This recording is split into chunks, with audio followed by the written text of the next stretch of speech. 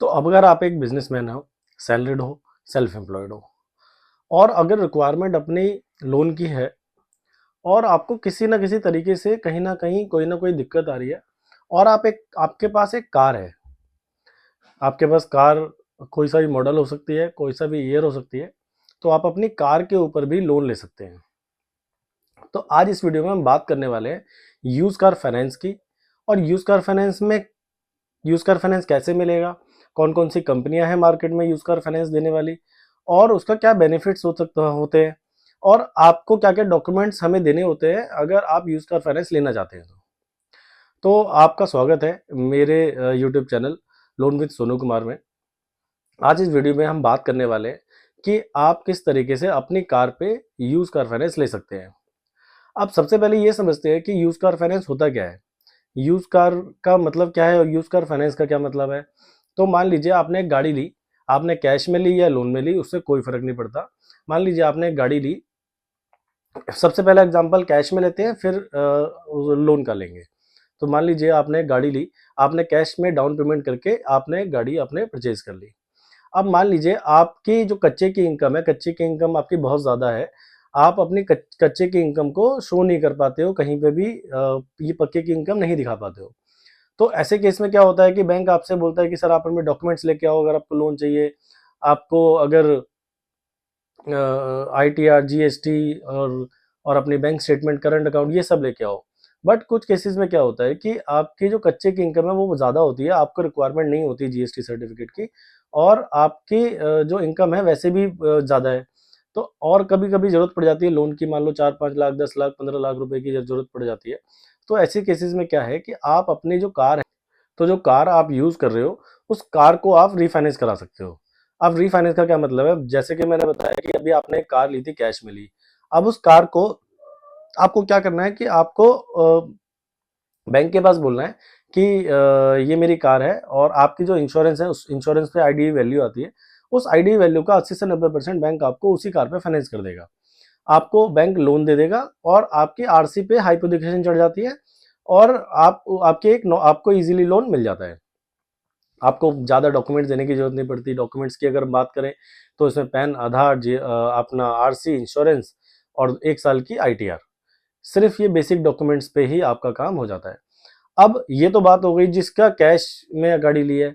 तो अब next question आएगा कि क्या मेरे को लोन मिल जाएगा, कि अगर मैंने गाड़ी लोन पे ली है तो बिल्कुल मिल जाएगा। मान लीजिए आपने 5 लाख रुपए का लोन लिया, आज की डेट में वो लोन 2.5 लाख रुपए का बचा है, तो आपको रिक्वायरमेंट 2.5-3 लाख रुपए की ही है। या फिर आपकी गाड़ी की वैल्यू मान लो 10 लाख रुपए की है, आपने लोन लिया था 5 लाख रुपए, उसमें से सिर्फ 2.5 लाख रुपए बचा है। आज की डेट में आपका रिक्वायरमेंट ज्यादा की है, तो आपको ज्यादा भी लोन मिल सकता है। मान लीजिए आपकी वैल्यू जो लोन हुआ आपका हुआ 6 लाख रुपए का, तो 6 लाख रुपए में से 2.5 लाख रुपए आपके ऑलरेडी चल रहे हैं, जो बचा हुआ वो आपको अकाउंट में मिल जाएगा। सबसे बेस्ट पार्ट क्या है, ये बहुत जल्दी क्विक प्रोसेस है, जल्दी से जल्दी लोन हो जाता है, और इसमें आपको किसी भी बैंक या किसी भी कंपनी में ज़्यादा से ज़्यादा डॉक्यूमेंट देने की जरूरत नहीं पड़ती। जैसे अगर हम बात करें तो पर्सनल लोन में आपको अपनी कंपनी की सैलरी स्लिप देनी पड़ती है। अब मान लो आपकी कंपनी में सैलरी आ रही है लेकिन सैलरी स्लिप नहीं आ रही, ये भी एक दिक्कत है, क्योंकि बिना सैलरी स्लिप के लोन नहीं हो पाता। अब मान लीजिए आप बिजनेसमैन हो, बिजनेसमैन में आपकी जो इनकम है वो 20 लाख रुपए है, लेकिन कच्चे की इनकम है, पक्के की इनकम नहीं है, तो ये भी एक दिक्कत है। तो अब जो कच्चे की इनकम है, कच्चे की इनकम अब बैंक तो देख नहीं सकता, क्योंकि बैंक कच्चे की इनकम को मानता नहीं है। तो ऐसे केस में क्या है, आप अपनी कार को यूज कर सकते हो। आपके पास स्कॉर्पियो है, आपके पास ब्लेरो है, आपके पास ऑडी है, आपके पास कोई भी गाड़ी है, फिर किया की कोई गाड़ी है, आपके पास महिंद्रा की कोई गाड़ी है, आपके पास मारुति की कोई गाड़ी है, आप उसी कार पे यूज कार फाइनेंस ले सकते हैं। आपको अगर हम बात करें बैंकों की, तो कौन कौन से बैंक और कौन कौन सी NBFC ये लोन प्रोवाइड करा रही हैं। तो अगर हम बैंकों की बात करें तो अपना HDFC, एक्सिस, ICICI, कोटक, ये सारे के सारे बैंक आपको इजीली लोन प्रोवाइड करा रहे हैं आपकी कार के ऊपर। अगर हम NBFC की बात करें तो बजाज, टाटा, चोला, पूनावाला, ये सारे के सारे बैंक आपको आपकी कार के ऊपर लोन प्रोवाइड करा रहे हैं। मिनिमम डॉक्यूमेंट्स लेते हैं। डॉक्यूमेंट्स में अगर हम बात करें तो पैन, आधार, अपना RC, इंश्योरेंस, 2 साल की ITR, और सेविंग अकाउंट की ये बैंक स्टेटमेंट। बैंक स्टेटमेंट आपकी सेविंग है, करंट है, वो डिपेंड नहीं करता। अगर आपके पास कोई भी स्टेटमेंट है तो उससे कम चल जाएगा।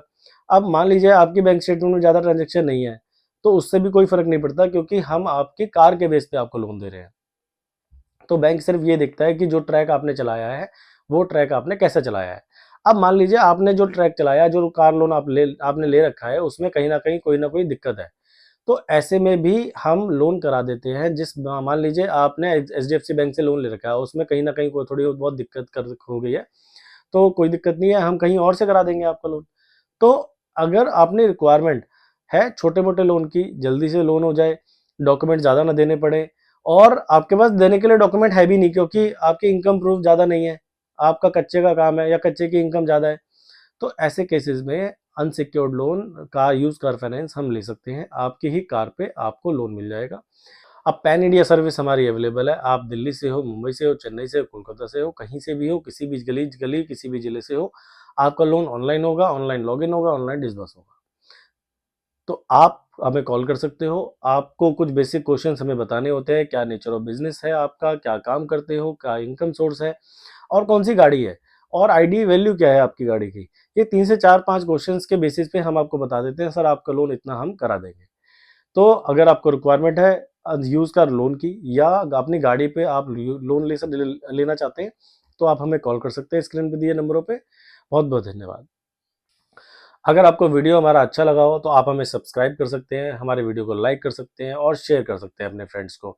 और आप हमें ये भी बता सकते हैं कि आप इंडिया में किस जगह से ये वीडियो हमारा देख रहे हैं, ताकि हमें पता चले कि हमारा वीडियो कहाँ तक जा रहा है। तो बहुत बहुत धन्यवाद। अगले वीडियो में दोबारा मिलेंगे एक नए टॉपिक के साथ, एक नई वीडियो के साथ।